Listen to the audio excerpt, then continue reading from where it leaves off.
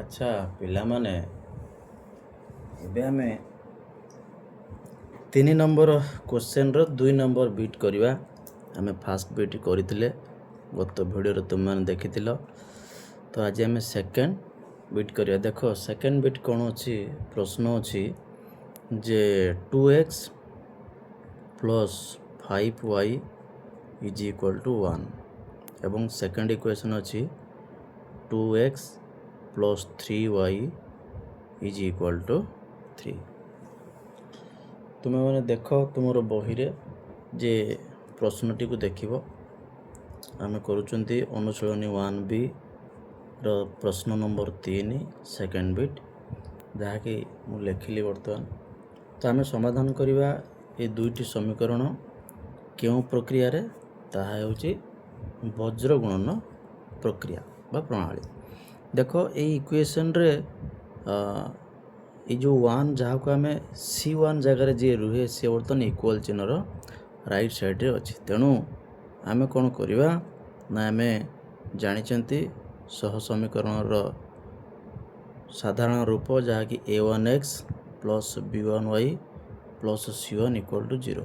ତ ପ୍ରଥମେ ଏଇ ରୂପକୁ, ଏଇ ଫର୍ମାଟ୍କୁ ଦୁଇଟା ଯାକ ଇକ୍ୱେସନ୍କୁ ଆମକୁ ଆଣିବାକୁ ହେବ। ଦେଖ ଲେଖିବା ଆମେ 2x plus 5y minus 1 equal two 0।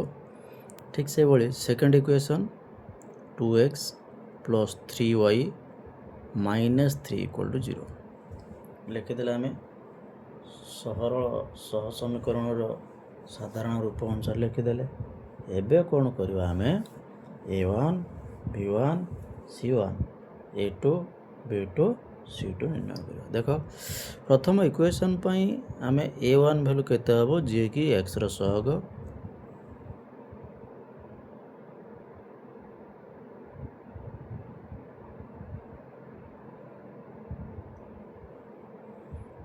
ଯାହାକି ଅଛି a1 କେତେ ଅଛି 2, b1 କେତେ ଅଛି 5 ଯିଏକି yର ସହଗ ଏବଂ c1 ଅଛି -1। ସେକେଣ୍ଡ ଇକ୍ୱେସନ୍ ଯଦି ଆମେ ଦେଖିବା a2 ପାଇବା କେତେ 2, b2 ପାଇବା 3 ଏବଂ c2 ପାଇବା -3। ଓକେ, ଏବେ ଆମେ ଆସିବା ବଜ୍ରଗୁଣନର ସୂତ୍ରକୁ। ତୁମେମାନେ ଜାଣିଛ ବଜ୍ରଗୁଣନ ସୂତ୍ର କ'ଣ? x Bai bc minus bc equal to y Bai ca minus ca equal to 1 Bai ab minus ab। Clear ହେଇଗଲା କଥା? ପୁଣି ତୁମ ମନରେ ପ୍ରଶ୍ନ ଆସୁଥିବ, ସାର୍ ଏଠି କ'ଣ ଖାଲି bc ଲେଖିଲେଣି? ନାହିଁ, ସେଇ ପ୍ରୋସେସ୍ 1 2 2 1 1 2 2 1 1 2 2 1 ହେଇଗଲା। ବିଲକୁଲ କନଫ୍ୟୁଜ୍ ହେବାର ଆବଶ୍ୟକତା ବି ନାହିଁ। ଅତି ସହଜ ଏବଂ ସରଳ ଭାବରେ ତୁମମାନଙ୍କ ପାଇଁ ମୁଁ ଆଣି ଦେଉଛି।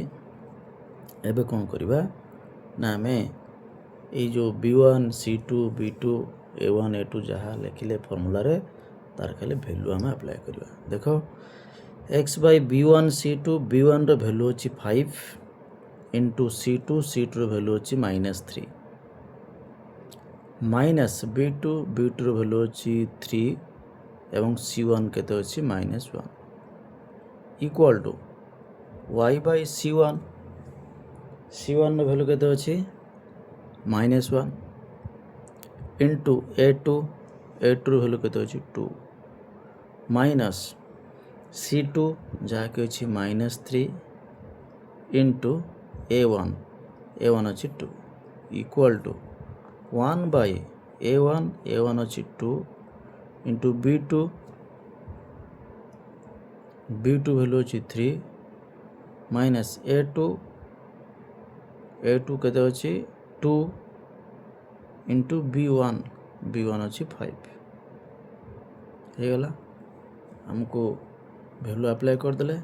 ଏବେ ଦେଖ କ'ଣ କରିବା, ତାକୁ ସରଳ କରିବା। x ବାଇ 5 ଇଣ୍ଟୁ -3 ହେଲା କେତେ -15 ମାଇନସ୍ ମାଇନସ୍ ପ୍ଲସ୍ 3 1 ଯା 3 equal to y Bai -1 into 2, that is equal to -2 minus into minus plus 3 into 2 6 equal to 1 by 2 into 3 6 minus 2 into 5 10. Okay, this implies x by देख -15 + 3 केते हबो तुम कहि परिबो निश्चित केते हबो ना -12 equal to y by -2 plus 6 that is equal to 4 equal to 1 by 6 minus 10 this is equal to -4.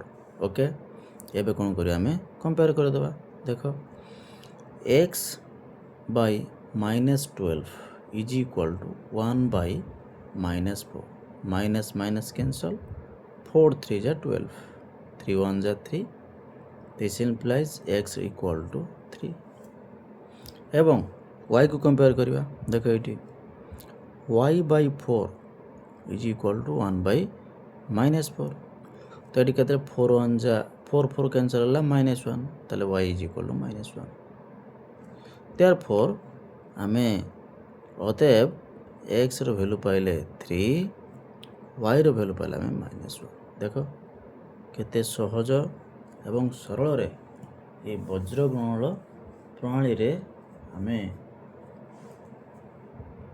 ये प्रश्नर समाधान करि पारुछंती तुमे माने एई भली चेष्टा करिवो चेष्टा करिवा द्वारा निश्चित भाव रे तुमे एहाकू समाधान करिवो एवं आउ केउ प्रश्न तुम मानक मन रे आसुछि